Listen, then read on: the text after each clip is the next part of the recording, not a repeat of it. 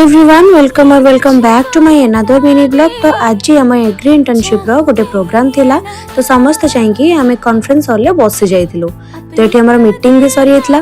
मो लैब आसे देखे तो देखो एठी देवाशीष रो की हालत करा होची, पूरा फेरी क्वीन से बनी जाईची। तो एठी आसी पहुंच जतले तापरे कैफेटेरिया रे सेकंड हाफ रे आमे जतले बी हाइप रो बॉक्स कतिकी। तो एठी मो बॉक्स टाको बांधी दोउथिली। देन जो पार्ट गुडा सब डैमेज हो जाइतला ओ धरि के मी लैब आसी हेतलु। तो देखु वाक्स मोथ गुड़ा केते जोर एठी माति चंदी। ताको हमें बाहर को गोटे कोण को आनिकी ताको सब जळै देथिलु पूरा।